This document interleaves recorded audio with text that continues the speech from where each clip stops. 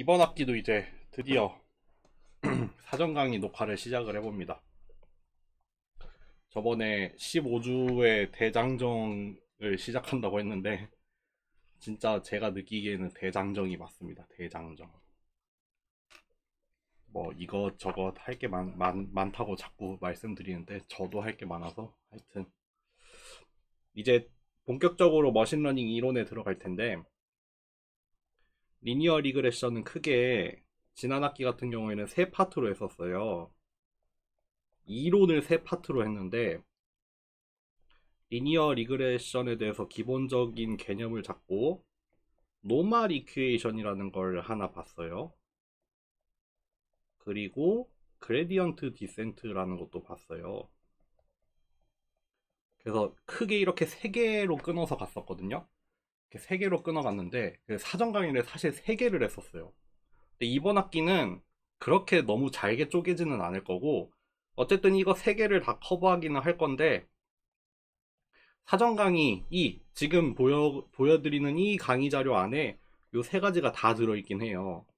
근데 이제 사전 강의에서 할 수 있는 데까지 해보고, 제 생각에는 최소 여기까지, 시간이 허락한다면 여기까지 할 건데, 만약에 사전 강의에서 다 하지 못하면은 나머지 부분은 이제 본 강의에서 마무리를 짓는 걸로 하겠습니다. 일단 제 목표는 노멀 이퀘이션까지 하고, 적어도 노멀 이퀘이션까지는 하고, 그레디언트 디센트를 본 강의에 할까 하는 생각으로 일단 녹화를 시작을 했습니다. 리니어 리그레션이 이 도입을 하는, 머신러닝을 시작하는 그런 파트가 되는 이유는, 지난번에 그런 거 배웠잖아요. 그 머신러닝이 돌아가는 흐름이라고 하면은 이제 어떤 머신러닝 알고리즘이 있어서 어떤 인풋이 들어오고 아웃풋이 나오는데, 우리가 특히 학습 데이터 안에서는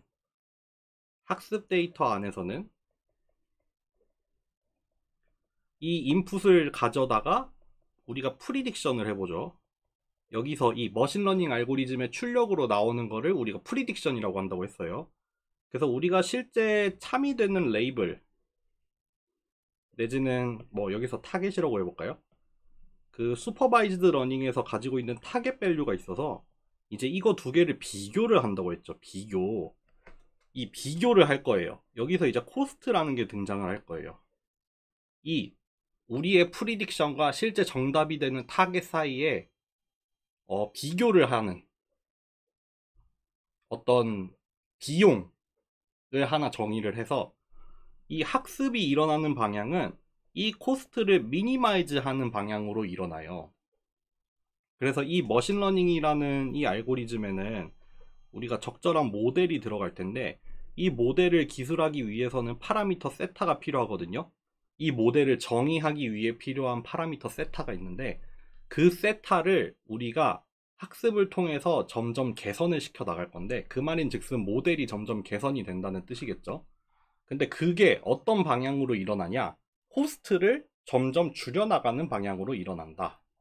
코스트를 점점 줄여나가는 방향으로 진행이 되고, 그렇게 코스트를 줄여가는 방향으로 학습을 진행을 시키는데, 우리가 크게 리니어 리그레션에서는 그 방법을 크게 두 가지를 배울 거예요. 첫 번째가 노멀 이퀘이션, 두 번째가 그레디언트 디센트인데, 노멀 이퀘이션은 뭐 좀 선형대수를 사용을 해서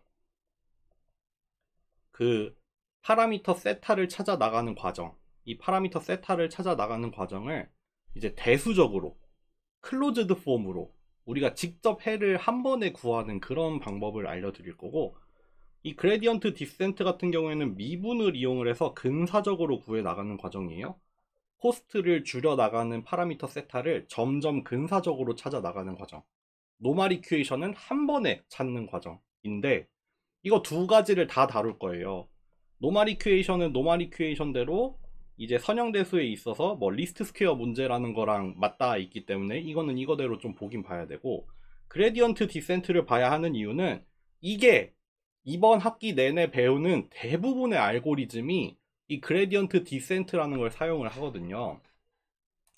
그러니까 이 리니어 리그레션 파트는 이제 회귀 모델을 배우긴 배워요. 선형 모델을 이용을 한 회귀를 배우는 파트이기도 하지만 우리한테 또 되게 중요한 이유는 뭐냐면 머신러닝 알고리즘을 처음 접하게 되는 파트란 말이에요. 그러니까 여기서 그린이 전반적인 이 흐름을 세팅을 해볼 거예요. 리그레션 문제를 위해서 리그레션 문제에 대해서 이 머신러닝 세팅을 해보면서 이제 리그레션 문제에 대해서 어떤 모델을 사용을 하고 리니어 모델을 사용할 거예요. 그래서 모델을 어떻게 정의를 하고 프리딕션에 대해서 타겟 밸류와 비교를 하는 코스트를 어떻게 정의를 하고 코스트라는 게 무슨 의미가 있고 그래서 그 코스트를 미니마이즈 하는 거는 어떤 방법이 있는지 크게 노멀 이퀘이션 그레디언트 디센트가 있어서 하나의 이 알고리즘의 하나의 틀을 잡을 거예요. 틀. 그래서 뒤에 가면은 이 리니어 리그레션이 리니어 클래시피케이션으로 바뀌거든요. 거기서는 이제 이런 세팅을 새로 할 필요는 없죠. 다만 이제 리그레션이었던 문제를 클래시피케이션으로 바꾸면 되고 그에 맞게 코스트를 조금 바꾸면 되고 그레디언트 디센트라는 큰 틀은 변하지 않아요. 우리가 모델의 파라미터를 찾아 나가는 과정이 그레디언트 디센트라고 말씀을 드렸는데 그 그레디언트 디센트 자체는 변하지 않아요. 이 큰 세팅 자체는 변하지 않아요. 그러니까 우리는 오늘 이 리니어 리그레션을 통해서 이 전반적인 세팅을 해볼 겁니다. 그래서 한번 시작을 해보죠. 일단 리니어 리그레션이라 함은 리그레션은 리그레션이니까 우리가 인풋으로 벡터가 들어올 거예요. 그래서 리그레션이니까 아웃풋으로는 리얼 넘버가 나올 거예요. 실수가 나옵니다. 실수. 대신에 스칼라가 나올 거예요.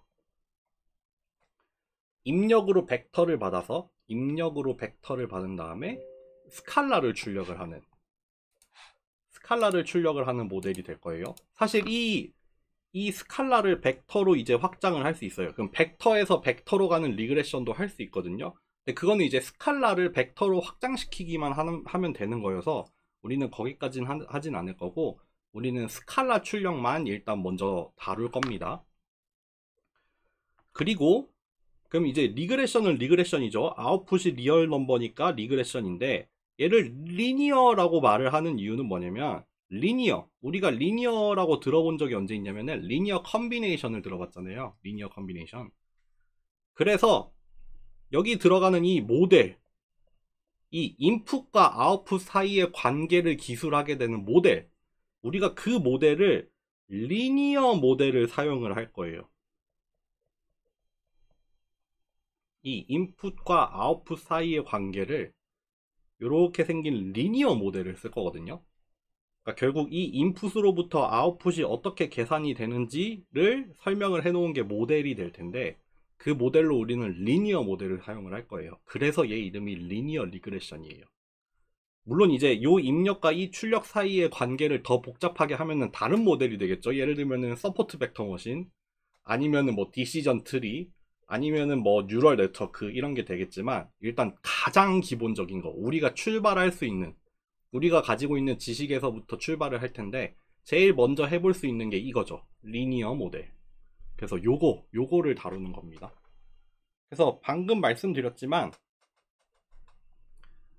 그러니까 우리는 아웃풋 Y를 만들어낼 건데 그 Y는 뭐라고 하면 좋을까? 이거는 이제 일종의 true 내지는 타겟 밸류고 그거에 대한 우리의 프리딕션 그러니까 Y랑 가까워지고 싶은 거예요. Y처럼 만들고 싶은 거.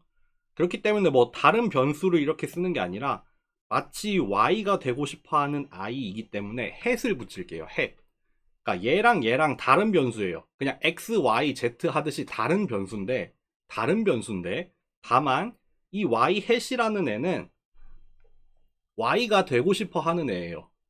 Y가 되고 싶어. Y에 대한 어떤 추정값이에요. Y에 대한 예측값. 우리가 예측해보는 값이잖아요. 그렇기 때문에 햇을 단 거예요. 햇. 그래서 우리의 프리딕션은 hat으로 표현을 할 거고, 얘는 사실 파라미터 세타와 인풋 x에 대한 함수가 될 거예요. 네. 이 y hat은 어떻게 계산이 되냐면은 두 개의 벡터를 가지고 계산이 될 거예요. 두 개의 벡터. 어떻게 계산을 할 거다? 이렇게 세타 0, 세타 1, x1, 세타 2, x2 해서 뭐 n개다 라고 하면은 세타 n, xn 이렇게 리니어 모델이죠. 리니어 모델. 그러니까 예를 들어서 벡터 x가 뭐 x1, x2부터 해서 xn까지 이렇게 n 차원으로 이루어진 벡터라고 하면은, 그러니까 인풋 안에 스몰 n 개의 값이 들어있는 거예요. 인풋 안에 스몰 n 개의 값이 들어있어서 이 스몰 n 개의 값을 가지고 이 들어가 있는 이 스몰 n 개를 가지고 스몰 n 개의 스칼라를 가지고 리니어 컨비네이션을 하는 거죠. 그때 필요한 웨이트로는 뭐 세타 1, 세타 2, 세타 n이라고 둬서, 그러니까 요 각각의 입력 값들에 대해다가 웨이트를 하나씩 곱해가지고 다 더하는 거예요. 뿐만 아니라 여기 파라미터 하나를 더 뒀죠. 여기는 다른 거 곱하지 않고 그냥 1만 곱하는 형태로 해서 얘는 이제 바이어스. 그러니까 기본적으로 컨스턴트로 깔고 있는 거. 일종의 컨스턴트한 텀이 되겠죠. 우리가 모델에 바이어스가 있을 수도 있으니까 바이어스를 포함을 해서 요런 리니어 모델을 만들어서 우리가 프리딕션 y를 파라미터 세타와 x를 가지고 표현을 하겠다. 그러니까 요렇게 전개를 해서 쓰자면은 요렇게 다 풀어서 쓸 수 있지만 우리는 편의를 위해 얘를 벡터꼴로 나타낼 수 있죠. 그쵸? 이때 벡터는 어떻게 생겼냐면은 세타 0, 세타 1부터 해서 세타 n까지 들어있어요. 사실 n 플러스 1 차원이에요. 그쵸? 바이어스가 들어있기 때문에 한 차원이 추가가 돼요. 어쨌든 우리는 뭐 항상 바이어스 포함시킬 거여서, 또 x1부터 xn까지 들어있는데 여기에 1을 하나 추가를 해야 돼요. 요 두 개의 디멘션을 n 플러스 1 차원으로 맞추려면은 원래 x 안에는 n개가 들어있잖아요. 근데 거기다가 바이어스를 위해서 1을 하나 추가를 해서 이렇게 두 개의 차원을 맞춰서 여기 위와 같은 표현을 만들어내는 겁니다. 그래서 뭐 스칼라 단위로 풀었으면은 요렇게 풀어서 쓰면 되는 거고, 그거를 간단하게 벡터로 나타내자 라고 하면은 요렇게 나타나면 돼요. 네. 그래서 여기 y hat은 실제 true y에 대한 프리딕션이라는 뜻에서 hat을 붙인다고 했고, 피처 내지는 인풋의 개수라고 보면 돼요. 인풋에 들어있는, 인풋 안에 들어가 있는 값들의 개수는 스몰 n개가 되고, 그리고 파라미터 세타는 이제 각각에 붙는 웨이트, 거기에다가 바이어스가 하나 추가가 되어 있죠. 그거를 이제 벡터꼴로 나타내면은 똑같은데 이렇게 훨씬 간단하게 쓸 수 있다. 그래서 이 파라미터 세타는 결국 뭐가 돼요? 모델의 파라미터를 나타내는 거예요. 그러니까 모델이라는 거는 사실은 인풋과 아웃풋 사이에 관계를 이렇게 기술을 해주는 건데, 이 인풋과 아웃풋 사이의 관계를 그냥 나타내는 게 아니라 파라미터가 필요하잖아요. 주어진 파라미터가 있을 때 그걸 입력에다가 잘 리니어 컨비네이션을 해서 아웃풋을 내자는 거니까, 이 모델을 정의하기 위해서는 이 파라미터가 필요해요. 그러니까 사실 그러니까 모델에 들어가는 입력 자체는 두 개인데, 그러니까 아웃풋을 계산하기 위해서 필요한 값은 두 개가 필요하죠. 인풋이랑 파라미터 두 개가 필요한데, 그 중에서 인풋이라고 부르는 거는 하나인 이유는 뭐냐면, 그러니까 얘가 달라짐에 따라서 얘가 반응을 해서 달라지잖아요. 우리가 인풋과 아웃풋 사이의 관계를 보고 싶은 거니까 x를 인풋이라고 하는 거고, 이제 파라미터 세타는 이제 모델을 기술하는데 필요한 파라미터라고 표현을 하는 거죠. 네. 사실 요거랑 요거 두 개 다 필요하다. 두 개 다 필요하죠. 의미가 다르기 때문에 다른 텀을 쓸 뿐이죠. 그쵸? x는 이제 피처라고 하는데, 뭐 피처에 대해서는 차차 얘기할게요. 인풋이라고 보면 돼요. 인풋.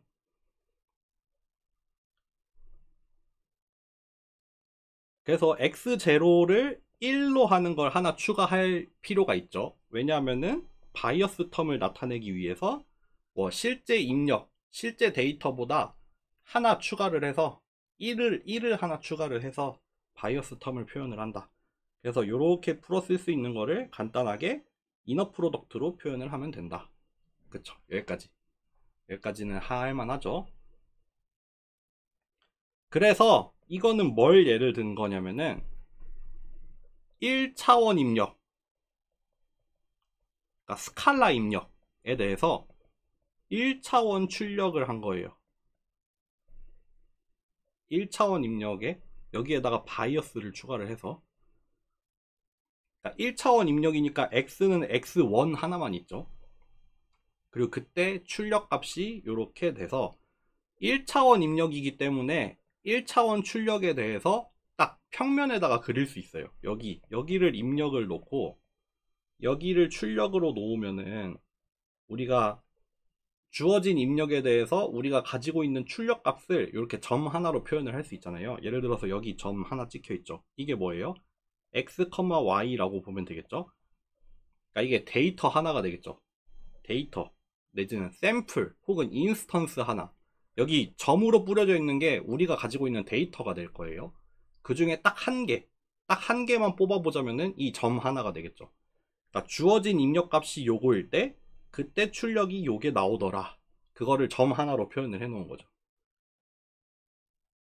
근데 여기에 점이 총 몇 개가 있는지 모르겠지만 뭐 100개가 있다고 합시다. 그러면 그 중에 첫 번째 거 요렇게 표현을 하기도 해요. 요렇게 표현할 거예요. 여기에 막 흩뿌려져 있는 데이터들이 많이 있잖아요. 그 중에 첫 번째 거, 또 뭐 예를 들어서 두 번째 거, 요렇게 위첨자에다가 괄호를 같이 넣어줄게요. 괄호를 안 넣으면은 마치 이게 거듭 제곱처럼 보일 수가 있으니까 그거랑 좀 구분을 하기 위해서 이제 첫 번째 샘플, 데이터 셋 안에 있는 첫 번째 샘플이다. 데이터 셋 안에 있는 두 번째 샘플이다. 뭐 세 번째다. 네 번째다 해가지고 점 하나하나에다가 우리가 몇 번째 샘플인지를 뭐 위첨자로 쓸 수가 있어요.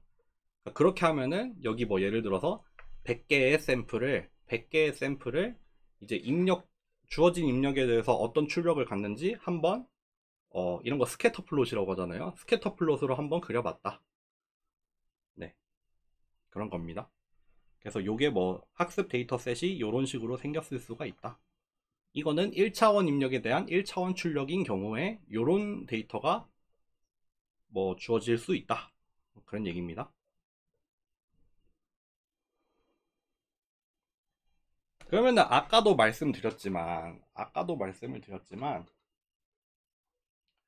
우리는 결국 뭐냐면은 이런 거죠. 이렇게 얘기를 해볼게요. 이렇게 5개의 학습 데이터가 주어져 있다고 합시다. 1차원 입력, 1차원 출력이라고 예를 들어볼게요. 그나마 우리가 쉽게 시각할 수 있는 케이스니까 요거를 예를 들어볼게요. 그러면은 우리의 모델은 요게 될 거예요. 우리의 모델은 요게 되겠죠.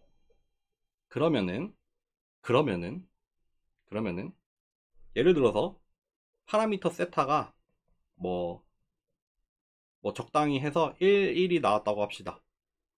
뭐 1번 경우라고 해볼게요. 파라미터 세타가 여기는 약간 0, 1이 더 나을 것 같아. 0, 1이라고 합시다. 그러면은 요런 그래프가 하나 나오겠죠. 여기 딱 원점을 요렇게 지나는 요런 그래프가 하나 나오겠죠. 1번 케이스 요런 경우가 있고 2번 케이스를 한번 그려볼게요. 이번에는 바이어스는 마이너스 1이고 기울기는 2라고 해요. 그러면은 뭐 요런 모양이 나오겠죠. 적당 그냥 대충 그려볼게요. 얘가 2번이야. 그러니까 우리가 이렇게 선으로 그렸다는 게 뭐냐면은 우리가 지금 직선으로 그려놨는데 이 직선이 의미하는 게 뭐냐면은 우리의 모델을 보여주는 거잖아요. 우리의 모델이 뭐냐면은 우리의 모델은 얘예요. 우리의 모델은 얘인데 이 모델은 일단 직선 1차 함수니까 그냥 직선으로 나타나잖아요. 근데 그 파라미터 앞에 여기 들어가 있는 이 바이어스나 기울기 같은 거 그거를 얼마로 하느냐에 따라서 기울기의 형태가 막 달라지는 거잖아요. 그쵸? 그래서 결국 우리가 원하는 거는 이러한 데이터들이 주어져 있을 때 이렇게 점 5개가 주어져 있을 때 이 5개의 점을 가장 잘 표현을 해내는 파라미터 세타 제로와 세타 1을 찾고 싶은 거예요. 다시 한번 얘기해 볼게요. 모델은 고정을 해놨어. 모델은 리니어 모델이야. 그러니까 직선일 거예요. 근데 이 모델을 정의하려면 파라미터 세타 제로와 세타 1이 필요해요. 그러니까 우리는 파라미터 세타 제로와 세타 1을 바꾸면서 막 여러 가지 직선을 여기다가 가져다 놓을 수 있겠죠. 근데 그 중에서 지금 주어진 데이터가 이렇게 있을 때 이 주어진 데이터를 가장 잘 설명하는 파라미터 세타는 무엇일까를 찾고 싶은 거예요. 뭐로부터? 주어진 데이터로부터. 그렇죠. 그 예를 들기 위해서 일단 두 가지 파라미터의 후보를 딱 2개만 들고 와 볼게요. 첫 번째 후보는 얘예요. 0,1. 두 번째 후보는 얘예요. 마이너스 1,2. 여기에 직선으로 그려 놓은 거는 뭐예요? 가능한 모든 입력에 대해서 가능한 모든 입력을 이렇게 촘촘히 바꿔가면서 일일이 그때그때 나오는 모든 출력값을 이렇게 하나하나 다 대입을 시켜봤더니 이렇게 매끈한 직선으로 표현을 할 수 있잖아요. 그러니까 우리의 모델에다가 어떤 파라미터가 결정이 되는 순간 우리는 전체 입력에 대한 전체 출력을 이렇게 선으로 나타낼 수가 있는 거잖아요. 그쵸? 그러니까 이렇게 직선으로 나타낸 거예요. 그러니까 이 직선, 요 1번 빨간 직선이 됐든 이 2번 초록 직선이 됐든 이거는 뭐냐면은 그 파라미터를 얘나 얘로 결정을 했을 때 우리의 예측 값은 이렇게 형성이 된다는 거예요. 그쵸? 우리의 프리딕션을 모든 영역에서 다 계산을 해보면은 이렇게 나온다는 뜻이죠. 그러면은 예를 들어서 여기를 우리의 첫 번째 샘플이라고 해볼게요. 얘를 우리의 첫 번째 샘플 1번 샘플이라고 합시다. 1번 샘플이 여기 있어요. 뭐 정확히 말하면은 이렇게 되겠네. 1번 샘플이 이거예요. 1번 샘플이 이거면은 1번 샘플이 이거예요. 그러면은 여기가 1번 샘플의 입력값이 여기죠. 그렇죠. 1번 샘플의 입력값이 여기인데 그때 첫 번째 모델에서의 예측값은 얘죠. 첫 번째 모델의 예측값 여기죠. 첫 번째 모델에서 나온 예측값은 이거예요. 마찬가지로 두 번째 모델에서 나온 예측값은 이거예요. 뭐 같은 변수명을 쓰긴 했지만 색깔로 구분을 할게요. 빨간 모델에서 나온 예측값은 저기고 초록 모델에서 나온 예측값은 저기예요. 그러면은 첫 번째 모델의 오차라고 하면은 오차라고 얘기를 해볼게요. 에러. 첫 번째 모델이 예측했는데 그러니까 주어진 입력에 대해서 첫 번째 모델은 여기라고 예측을 했는데 그러면 실제 값과의 오차는 요만큼이죠. 그렇죠? 요만큼 이 수직한 방향 요만큼이 에러가 되겠죠. 실제 값과 나의 예측 값 사이의 차이. 마찬가지로 같은 입력에 대해서 두 번째 모델은 이걸로 예측을 했으니까 이때 에러는 요만큼일 거예요. 그쵸? 그러니까 우리가 에러를 이렇게 한번 정의를 해봅시다. 에러를 이렇게 해볼게요. 그러면은 참값, 우리가 학습 데이터에 들고 있는 참값, 그리고 우리가 모델을 통해서 예측을 한 예측값, 두 개 사이의 차이라고 정의를 해도 되겠죠. 그쵸? 근데 에러니까 여러분들 에러니까 지금 이렇게 정의를 해놓으면 부호가 플러스가 될 수도 있고 마이너스가 될 수도 있어요. 그쵸? 이게 뭐 예측값이 참값에 비해서 크냐 작냐에 따라서 부호가 달라질 수 있단 말이에요. 근데 에러라는 거는 사실 일종의 거리의 개념이잖아요. 그러니까 가까우면 가까울수록 좋은 거고 멀면 멀수록 나쁜 거니까 여기에는 부호의 개념을 뺀 다음에 오로지 크기만 봅시다 라는 의미에서 제곱을 취해 볼게요. 제곱을 취하면은 얘는 이제 항상 양수로만 정의가 되죠. 그래서 크면 클수록 안 좋은 값이 되죠. 크면 클수록 그 참값으로부터 멀리 떨어져 있다는 뜻이 되죠. 작으면 작을수록 나의 예측이 참값에 점점 가까워진다는 뜻이 되잖아요. 그러니까 에러라는 걸 이렇게 정의를 해볼게요. 그 중에서도 뭐 이 에러라는 게 각각의 샘플마다 계산이 가능하잖아요. 지금 예를 들면은 요 첫 번째 샘플에서만 계산을 했잖아요. 그쵸?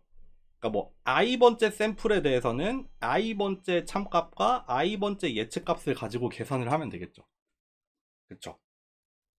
그러면은 여기 예를 들었던 이 첫 번째 샘플에 대해서 이 첫 번째 샘플의 경우에는 빨간색 모델 1번 모델이나 초록색 모델 2번 모델이나 에러가 비슷비슷해 보여요. 왜 그래요? 여기가 첫 번째 모델의 에러였고 여기 파란색으로 하이라이트한 데가 두 번째 모델의 에러였잖아요.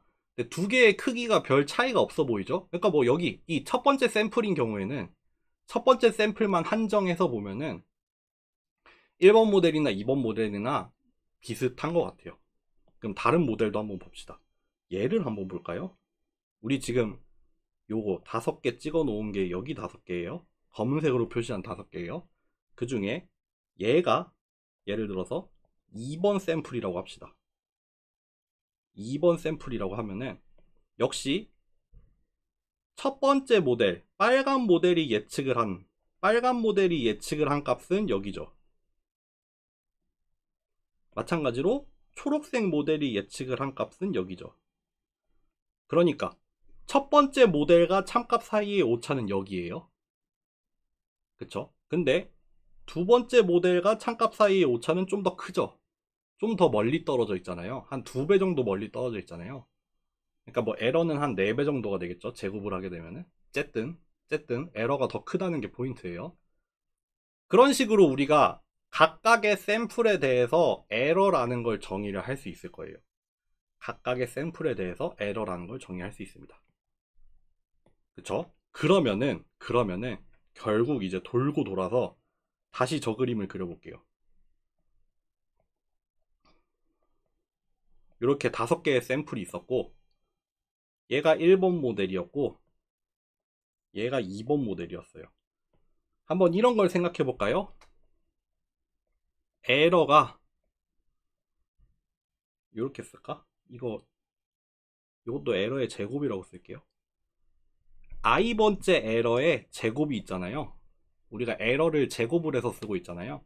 그거를 예를 들어서 이 5개의 샘플에 대해서 다 더해 봅시다. 풀어서 쓰면은 지금 주어진 샘플이 5개가 있는데 실제 참값이랑 어떤 모델이 됐건 예측을 한 값이랑 그거의 제곱을 다 더해봐요. 그러면 이거를 1번 모델에 대해서도 구할 수도 있고 2번 모델에 대해서도 구할 수도 있어요. 1번 모델에서 이 에러의 제곱의 합, 에러의 제곱의 합, 에러를 제곱했는데 그 에러라는 게 각각의 샘플에서 계산이 되니까 그 에러의 제곱을 모든 샘플에서 다 계산을 한 다음에 그걸 다 더해보겠다는 뜻이에요. 그럼 1번 모델에서 얘를 구하면은 뭐예요? 여기의 제곱, 여기가 첫 에러죠. 여기가 에러죠. 여기가 에러죠. 여기가 에러고 여기가 에러예요. 그러니까 1번 모델에서 계산을 하면은 방금 표시를 한 이 수직선들의 제곱을 합치면 돼요. 5개를. 그쵸? 지금 5개 그렸잖아요. 이거를 계산을 하겠죠. 이게 뭐 적당히 뭐 한 20이 나왔다고 합시다. 계산을 해봤더니. 마찬가지로 2번 모델에서도 그러니까 에러가 되는 수직선을 구해서 그걸 제곱해서 합칠 수 있겠죠. 어디에요?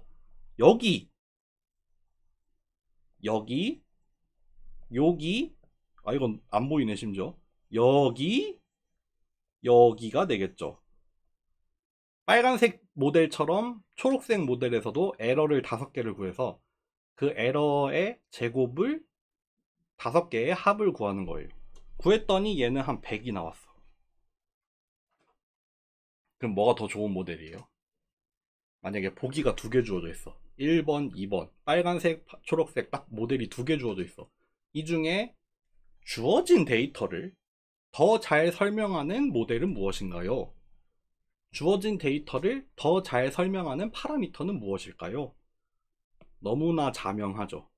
얘죠, 얘. 얘에 비해서 얘가 더 낫죠.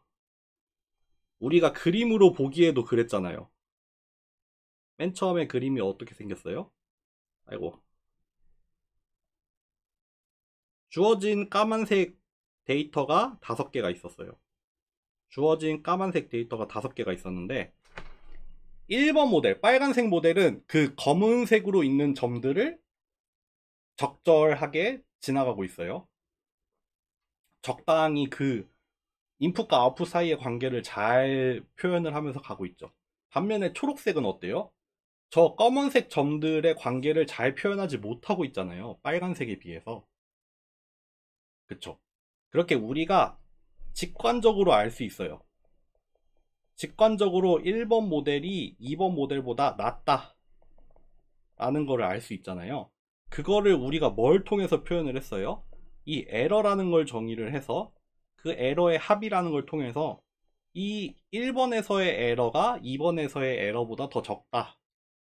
그렇기 때문에 1번 모델이 더 낫다 라고 하고 있잖아요.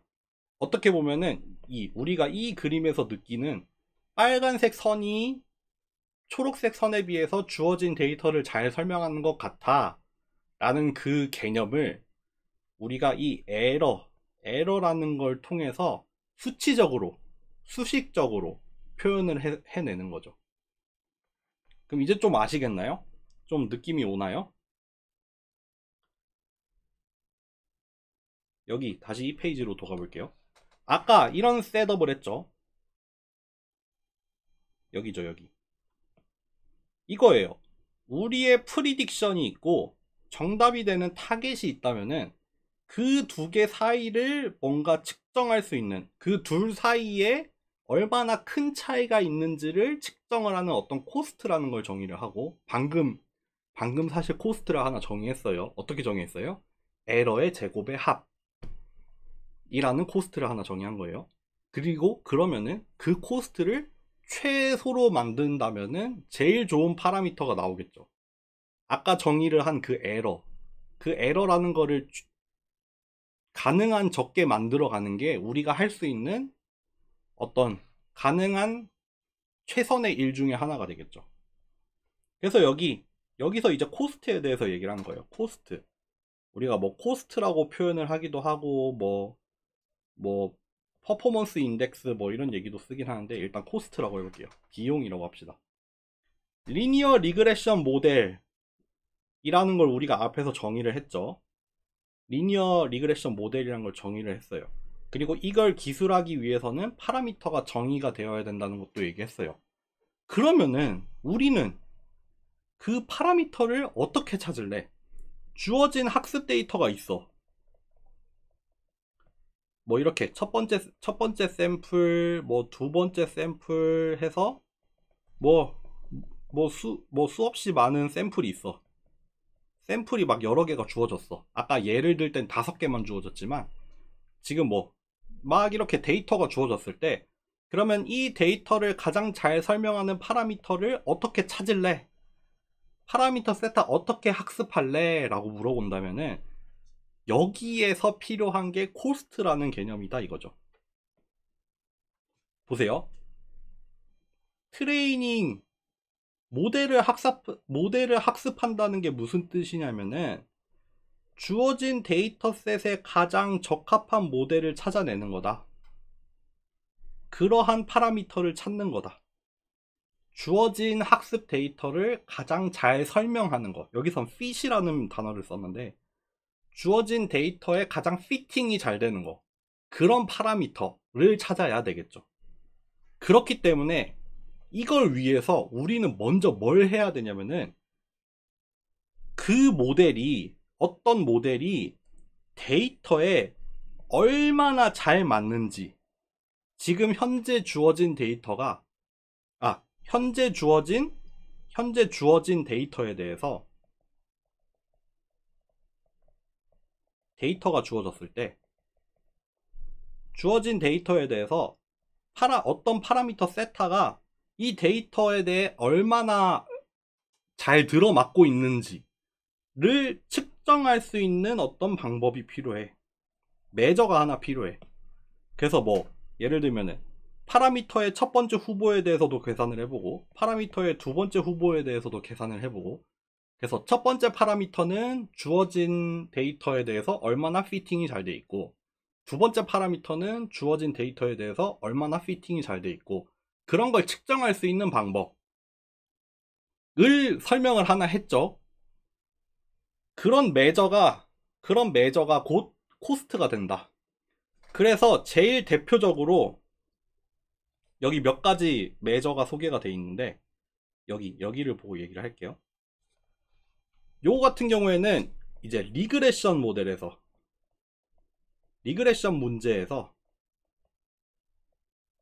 사용이 되는 어떤 매저, 어떤 에러에 대한 인덱스, 내지는 코스트 펑션, 이 대표적으로 이런 게 있습니다. 우리가 봤던 게 뭐냐면요, 얘예요. i번째 샘플의 참값 true랑 i번째 입력을 가지고 예측을 해낸 거, 이게 사실 이거죠. 여기가 이거죠. 요게 이거예요.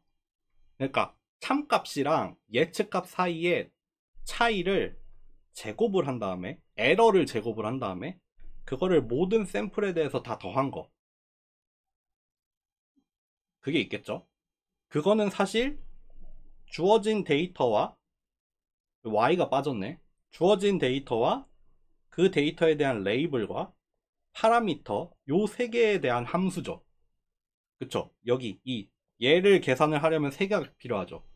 일단 데이터가 필요할 거고, 데이터의 입력값 출력을 알고 있어야 되고, 그리고 파라미터 세타가 주어져야 되겠죠.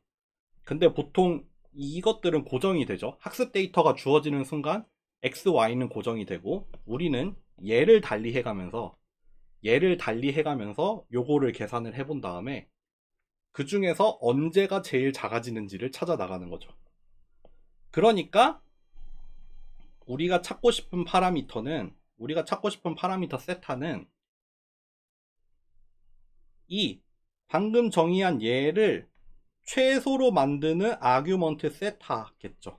x랑 y는 주어지는 거고, x랑 y는 문제에서 주어지는 거고, 파라미터 세타는 우리가 바꿔보면서 그 중에서 이 코스트가 제일 작아지는 점을 찾아야 되는 거죠.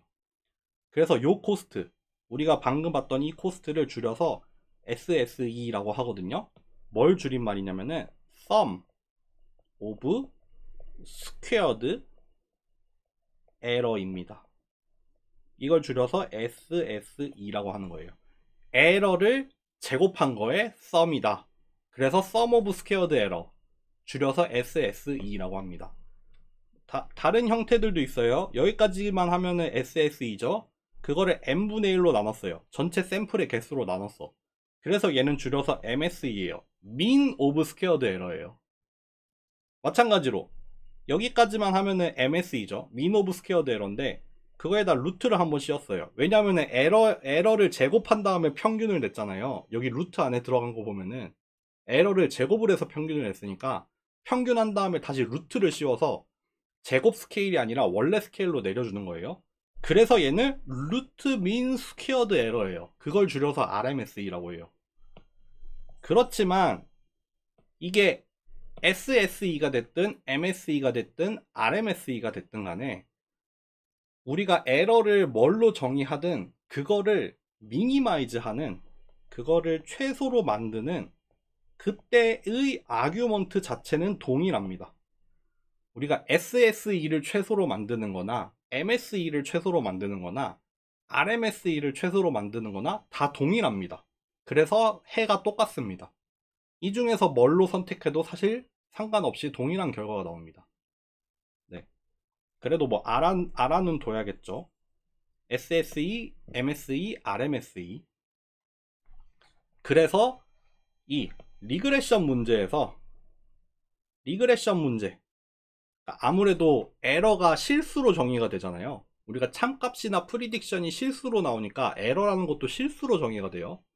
그래서 그 실수로 나오는 에러를 측정하기 위해서 이렇게 sum of squared error 이런 형태로 코스트를 우리가 정의를 할 수 있다.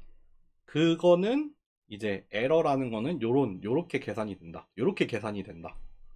라고 보면 되겠죠? 어렵나요? 물을 한 모금 합시다. 40분, 41분밖에 안 됐네.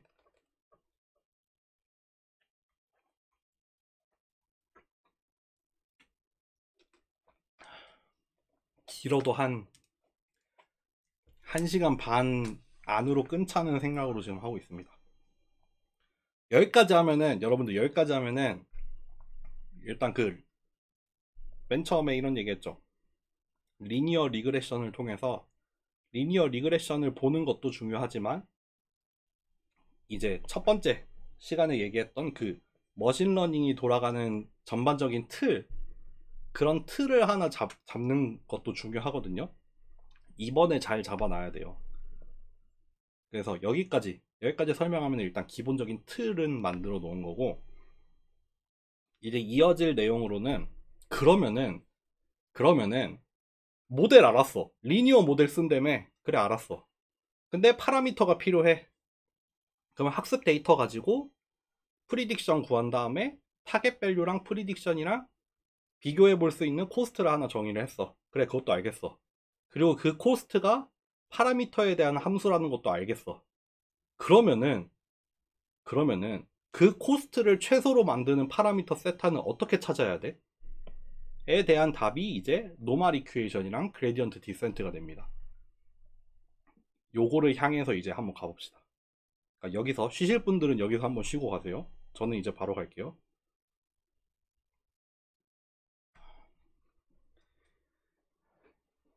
노멀 이퀘이션을 여기서부터라고 얘기를 해도 좋을 것 같은데, 일단 노멀 이퀘이션으로 가는 과정입니다. 우리가 디자인 매트릭스라는 행렬을 하나 만들 거예요. 디자인 매트릭스라는 행렬을 만들 건데, 이거는 뭘 가지고 만드냐면은 트레이닝 데이터셋을 가지고 만드는 행렬이에요. 트레이닝 데이터셋을 가지고 만드는 행렬. 그래서 사실 이거를 만드는 이유가 뭐냐면은, 보세요. 우리의 모델은 이렇게 생겼죠. 입력이 들어오면 파라미터에다 내적을 해서 프리딕션을 구하는 형태예요. 근데 우리의 학습 데이터는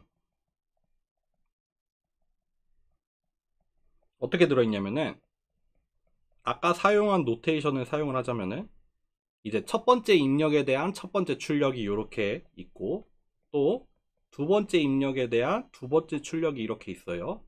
또 세 번째 입력에 대한 세 번째 출력이 이렇게 주어져요. 쭉쭉쭉쭉쭉 해서 뭐 총 m개가 주어져 있다고 합시다. 총 m개가 주어져 있다 해요. 그러면은 이거를 우리 모델에다 넣으면은, 얘를 우리의 모델에다 넣어서 프리딕션을 해보자면은, y1에 대한 햇은 이렇게 나오죠. 또 y2에 대해서는 이렇게 나올 거고, y3에 대해서도 이렇게 나올 거예요. 그쵸? 그래서 이게 총 m개가 존재를 해요. 그쵸? 입력을 m번 달리 해가면서 그때 출력을 m번 구한 다음에, 그쵸? 이렇게 모델 프리딕션을 구하고, 그러면은 뭐 sum of squared error라고 하면은 이거를 쭉 전개를 해서 쓰자면 이렇게 나오죠. 첫 번째 샘플이랑 첫 번째 예측 값이랑 이렇게 하고, 또 두 번째 샘플이랑 두 번째 예측 값이랑 이렇게 하고, 또 세 번째 샘플의 출력이랑 세 번째 샘플의 예측 값이랑 비교해서 이렇게 하고, 이거를 몇 번 반복을 해야 돼요? 이렇게 똑같은 식이 이렇게 n번 등장을 하게 되죠. 뭐 썸메이션으로 바꿔서 표현을 할 수도 있어요. 그렇겠죠. 근데 그거를 훨씬 더 편하게 표현을 하고 싶은 거예요. 훨씬 더 편하게. 어떻게 표현을 할 거냐면은 이제 x라는 행렬을 하나 만들 거예요. 요거는 m by n 내지는 m by 바이어스를 포함하는 경우에는 이렇게 만들 거예요. 얘를 우리가 디자인 매트릭스라고 부를 거예요. 디멘션은 m by n으로 나옵니다. 어떻게 넣을 거냐면은 첫 번째 샘플이 있었죠. 첫 번째 샘플을 여기다가 넣어요. 이렇게 로우 벡터로. 이렇게 바이어스를 포함하는 경우에는 1을 넣어야겠죠. 그런 다음에 첫 번째 샘플을 여기 첫 번째 줄에다 넣어요. 마찬가지로 두 번째 샘플을 여기 1 하나 넣어야 되죠. 그리고 두 번째 샘플을 여기다가 또 넣어요. 로우 벡터로 넣어요. 로우 벡터. 또 세 번째 샘플도 여기에다가 로우 벡터로 넣어요. 쭉쭉쭉쭉쭉쭉 해서 샘플이 m개가 있었으니까 요렇게 넣어요. 아까 여기선 1을 뺏어 썼네. 그러니까 우리 그냥 인풋 안에 1이 포함되어 있다고 합시다. 인풋 안에 이미 1을 넣어 놨다고 합시다. 바이어스 그냥 다 들어가 있다 쳐요. 더 편하게 이렇게 씁시다. 그러면은 각각의 샘플에 들어있는 인풋만 인풋을 로우로 이렇게 다 쌓아 놓는 거예요. 인풋을 로우로 다 쌓아요. 그러면은 우리의 예측값, 원래는 스칼라였죠. 첫 번째 샘플에 대한 예측이 스칼라였고 두 번째 샘플에 대한 예측도 스칼라였잖아요. 그럼 예측값도 하나의 벡터로 모아보는 거예요. 이제 인풋은 벡터였잖아요. 인풋은 벡터였죠. 그거를 쌓다 보니까 매트릭스가 된 거고, 우리의 출력값은 스칼라였으니까 그거를 쌓으면 벡터가 되겠죠. 어떻게 쌓을 거냐면은 이것도 순서대로 첫 번째 출력, 두 번째 출력 해서 m개의 출력을 이렇게 쌓아요. 그러니까 요거는 벡터가 되죠. m by 1의 벡터가 되죠. 그쵸? 그냥 다 쌓은 거예요. 쌓기만 한 거예요. 그쵸? 그러면은 이거는 사실 어떻게 구해지냐면은 디자인 매트릭스에다가 파라미터를 곱하면 나오죠. 이렇게 행렬과 벡터의 곱으로 표현이 가능해져요. 그러니까 사실은 풀어서 쓰자면 이렇게 m개의 수식이 나올 거예요. 총 m개의 수식이 있어요. 근데 이게 다 그냥 이너 프로덕트로만 이루어져 있잖아요.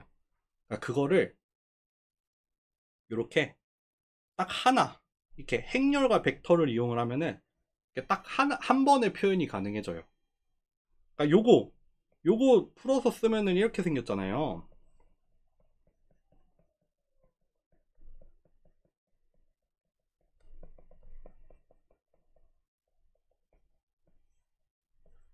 이렇게 컬럼 벡터가 있는 거잖아요.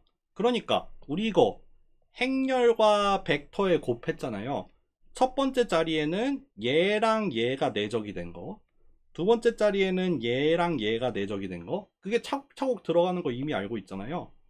그러니까 여기 원래는 n번 반복을 해서 써야 되는 거를 이 디자인 매트릭스라는 걸 이용을 하면은, 디자인 매트릭스를 이용을 하면은 이렇게 한 방에 표현이 가능합니다.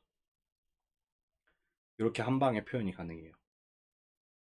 여기서 한 발 더 나아가서 sum of squared error라고 하는 거는 원래 파라미터 세타에 대한 함수여서 아까 풀어서 쓰면 이렇게 썼죠.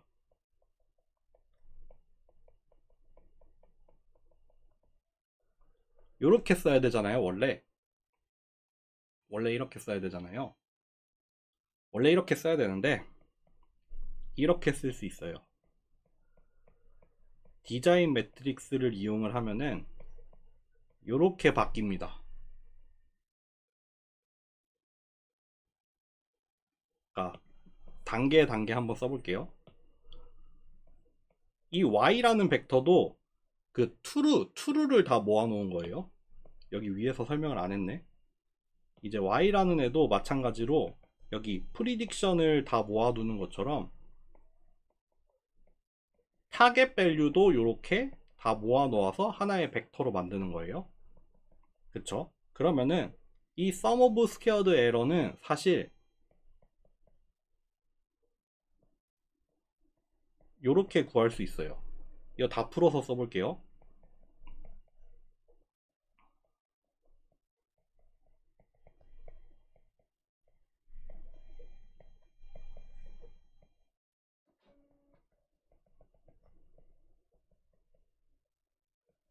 요렇게 얘는 이거잖아요. 얘는 이거고, 그러니까 그 두 개의 벡터끼리 빼면은 벡터가 하나 나올 텐데 그 뺀 벡터를 투놈을 구해서 제곱을 하면은 이게 사실상 무슨 일이 일어나요?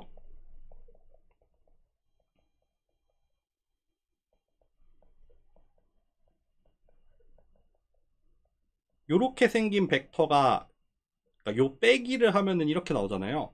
그러면 그 벡터의 투놈의 제곱을 하면은 얘 제곱 더하기 얘 제곱 더하기 얘 제곱 더하기, 그러니까 각 엔트리, 각각의 엔트리의 제곱의 합이 나오잖아요. 그러니까 자연스럽게 요 썸메이션 i번째에 대해서 제곱을 해서 더하는 게 사실은 이 투놈의 제곱으로 대체가 되죠. 그렇죠? 이렇게 벡터꼴로 표현을 하면은 투놈의 제곱을 이용을 해서 이렇게 표현을 할 수 있어요. 그럼 돌고 돌고 돌고 돌고 돌아서 결국에는 뭐다? sum of squared error는 파라미터 세타에 대한 함수인데, 이거는 간단하게 표현을 하면은 벡터를 이용을 해서 간단하게 표현을 하면 이건데, 이거는 사실 디자인 매트릭스를 사용을 하면은, 여기 디자인 매트릭스를 사용을 하면은 이렇게 표현이 가능하겠죠. 네, 요게 이제 디자인 매트릭스를 사용을 하는 이유입니다. 물론 더 이어서 설명을 할 거예요. 어쨌든 디자인 매트릭스는 이렇게 만드는 거예요. 이 본 강의 때 한번 예를 들어서 만들어 볼게요.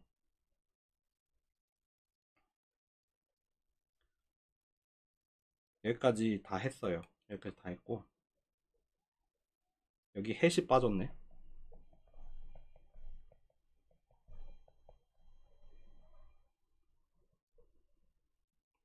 그리고 이제 노멀 이큐에이션을 한번 해볼게요. 노멀 이큐에이션.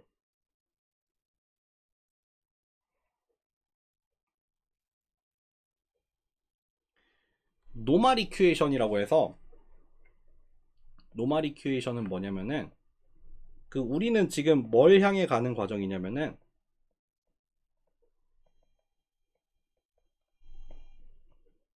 뭐 sum of squared error라는 거를 최소로 만드는 파라미터 세타를 찾고 있는 과정이에요. 두 가지 방법이 가능하다고 했어요. 첫 번째는 뭐 일종의 뭐 다이렉트 솔루션이라고 할까요? 클로즈드 폼이라고 해요. 그러니까 그 해를 대수적으로 직접 구하는 거예요. 그거 어떻게 직접 구하는지는 설명을 할 거고, 아까도 말씀드린 것처럼 그레디언트 디센트라고 해서, 이거는 일반적으로 미분을 할 수 있는 경우에 대해서 근사적으로 계산을 하는 거예요. 두 가지 방법이 장단점이 있거든요.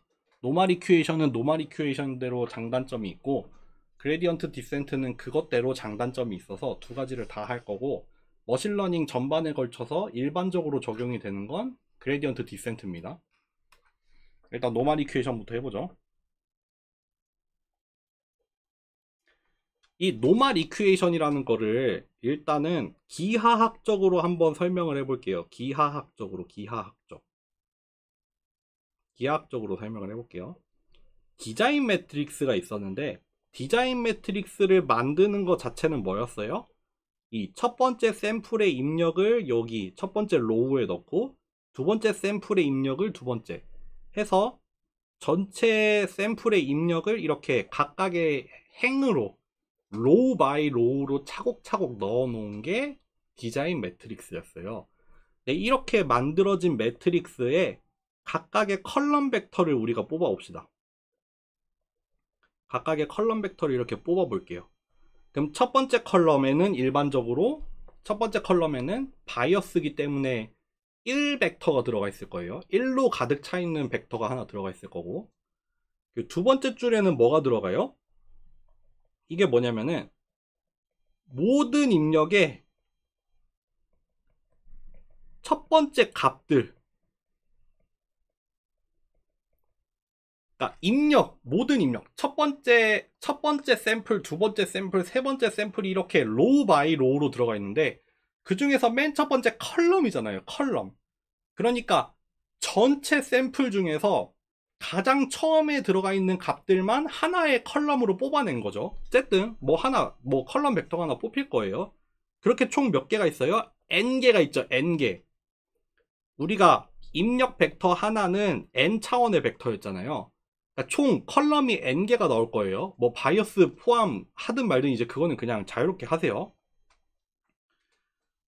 그렇게 컬럼 벡터가 n개가 들어가 있을 거고, 컬럼 벡터가 n개 내지는 n 플러스 1개가 들어가 있을 거고, 뒤에 파라미터가 이렇게 붙잖아요. 그럼 이거 뭐예요? 행렬과 벡터의 곱을 바라보는 두 가지 방법이 있었는데, 그 중에 하나는 이렇게 뭐 요거 곱하기 요거 곱하기 요거 곱하기 요거 이걸로 보는 게 있었고, 다른 하나는 컬럼 바이 컬럼으로 쪼갠 다음에 그거에 리니어 컨비네이션을 하는 방법이 있었잖아요. 어떻게 해요?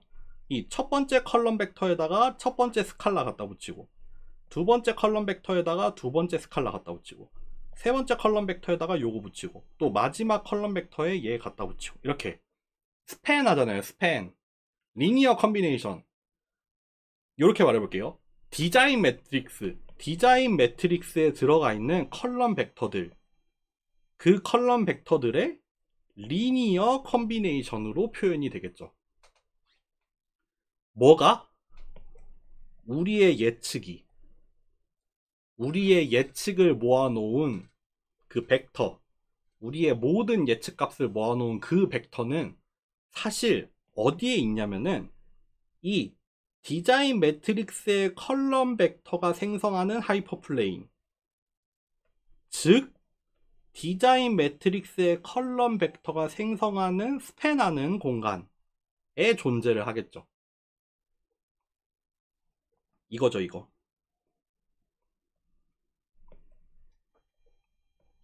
디자인 매트릭스를 만들잖아요. 샘플이 주어지면 디자인 매트릭스를 만들어요. 로우 바이 로우로 쌓은 다음에 그 중에서 컬럼 벡터들을 이제 뽑아내요. 그러면은 그 컬럼 벡터들이 스팬을 하는 공간이 하나 생기죠.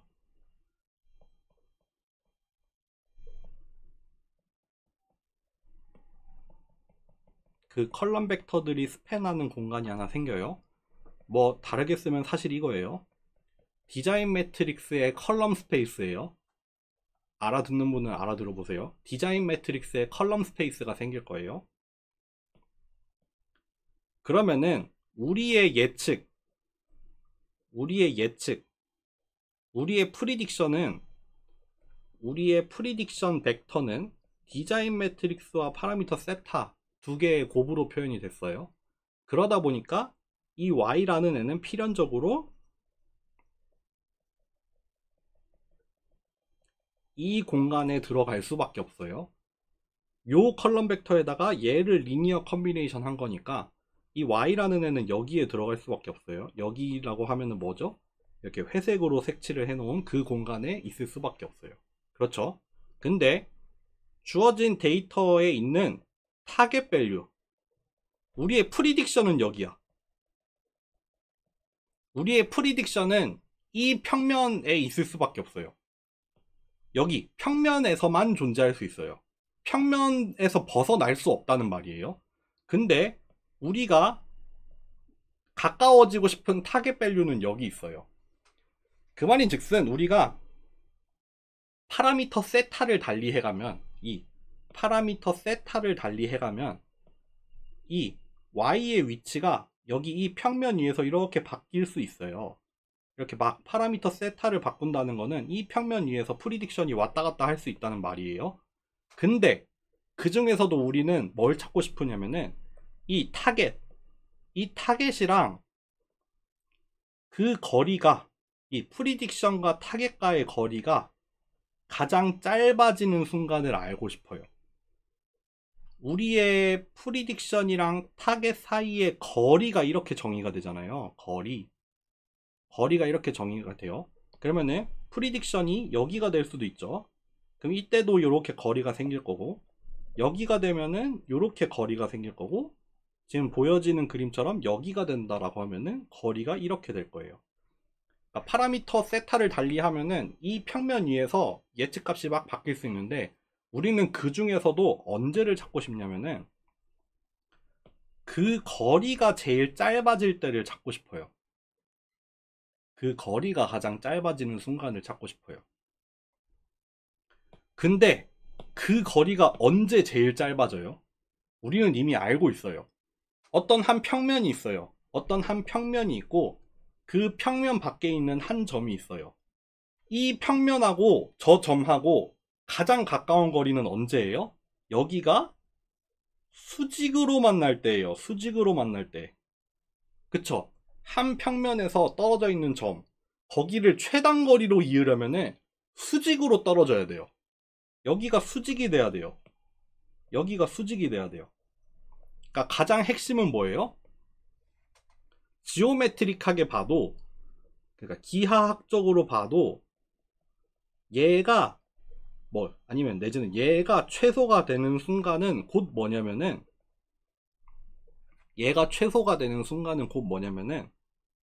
y 빼기 y 햇이라는 이 에러랑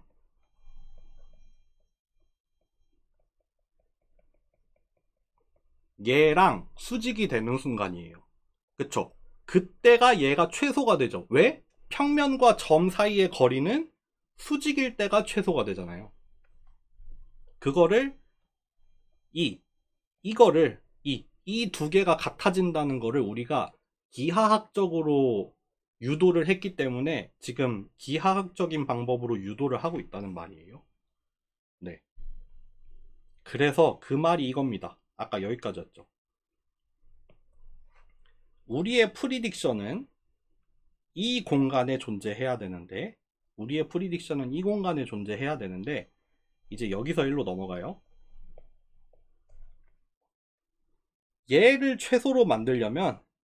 얘를 최소로 만들려면은 이 평면과 에러가 수직해야 돼.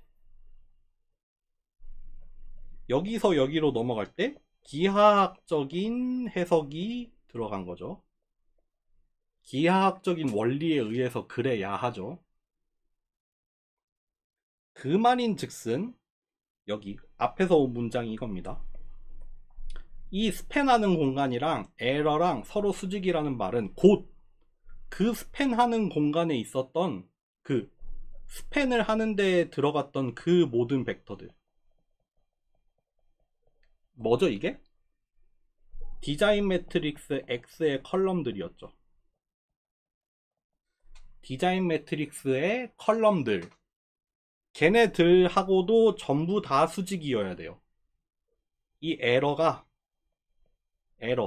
그 아까 얘하고 프리딕션하고 이어주는 이 에러, 요 에러가 여기 밑에 있던 공간 있잖아요. 이 공간에 들어있는 모든 벡터들하고도 다 수직이어야 되잖아요. 그러니까 요 두 개를 내적을 하면 0이 돼야 되죠. 그쵸? 수직이니까 내적하면 0이 돼야 돼요. 그럼 그걸 다 정리하면 뭐가 돼요? 요게 뭐죠? 에러죠, 에러. y 빼기 y 햇이 이거죠.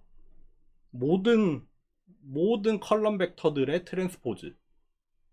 그러니까 요거를 전부 다 요렇게 올리고 그게 이렇게 0 벡터가 되면 되죠. 그쵸? 그러니까 여기서 1로 넘어가는 거는 이제 모든 컬럼 벡터들에 대해서 다 성립을 해야 되니까 그거를 다시 행렬로 표현을 하면은 이렇게 나와요. 그러면은 이제 얘를 잘 전개를 하면은 이렇게 나오고, 여기에다가 x 트랜스포즈 x의 인버스를 여기 앞에다가 각각 곱해주면은 이제 세타 햇은 요게 나오죠. 그러니까 이 말인 즉슨 파라미터 세타가 디자인 매트릭스를 이용을 해서 이렇게 구해지는 순간 이 파라미터 세타 햇은 sum of squared error를 미니마이즈 한다 를 유도한 거예요. 그거를 유도한 겁니다. 그러니까 쉽죠. 사실 우리가 얘를 우리가 노멀 이퀘이션이라 불러요. 왜냐면은 이건 그냥 간단한 이퀘이션이에요. 왜요? 여기 우변에 들어가 있는 거를 다 보면은 학습 데이터를 가지고 만들 수 있는 거예요. 학습 데이터가 주어지는 순간 인풋을 가지고 디자인 매트릭스를 만들면은 요거를 다 계산할 수 있죠. 아웃풋을 가지고 벡터를 하나 만들면은 얘를 만들 수 있죠. 그 다음 뭐 하면 돼요? 역행렬 구한 다음에 째깍째깍째깍 계산해서 이 우변에 있는 거 다 계산하면은, 그러니까 주어진 데이터로부터 우변을 계산을 할 수 있어요. 그냥 할 수 있어요. 파이썬 쓰면 그냥 한 줄로 돼요. 그렇게 하는 순간 파라미터 세타를 바로 결정할 수 있어요. 툭 튀어나와요. 이렇게 툭 튀어나오는 파라미터 세타가 뭐다? sum of squared error를 미니마이즈하는 해다. 단번에 구한 거예요. 한 방에. 이거 클로즈드 폼이에요. 요게 그냥 해예요. 해. 근사적으로 계산한 것도 아니고 그냥 얘 자체가 솔루션입니다. 얘가 그냥 솔루션이 돼요. 그래서 얘 이름을 노멀 이퀘이션이라고 부른다. 대수적으로도 뭐 해서 뭐 막 미분해가지고 미분이 0이 되는 조건을 통해서 언제 최소가 되는지 찾는 과정이거든요. 여기 나오죠. sum of squared error를 정의를 한 다음에 걔를 미분을 해서 0이 되는 조건이 언젠지 봤더니 요때가 미분이 0이 되더라. 그걸 정리를 하면은 이렇게 나온다더라. 이거 노멀 이퀘이션 똑같이 나오죠. 동일한 결과에 서로 다른 두 가지 방법으로 도달할 수 있어요. 위에서 첫 번째 우리가 본 거는 뭐예요? 지오메트릭 어프로치. 여기서 본 건 뭐예요? 어널리틱. 근데 어널리틱은 굳이 설명하지 않겠습니다. 어쨌든 어떻게 하든 클로즈드 폼으로 여기에 도달할 수 있다. 네.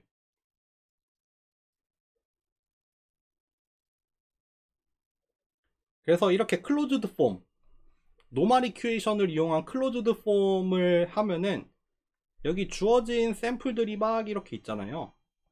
그럼 여기에 뭐 x1부터 xm까지 있을 거고 그에 대한 y1부터 ym까지 있을 텐데, 요거를 가지고 디자인 매트릭스를 만들고 요걸로 벡터 하나 만든 다음에 그거 가지고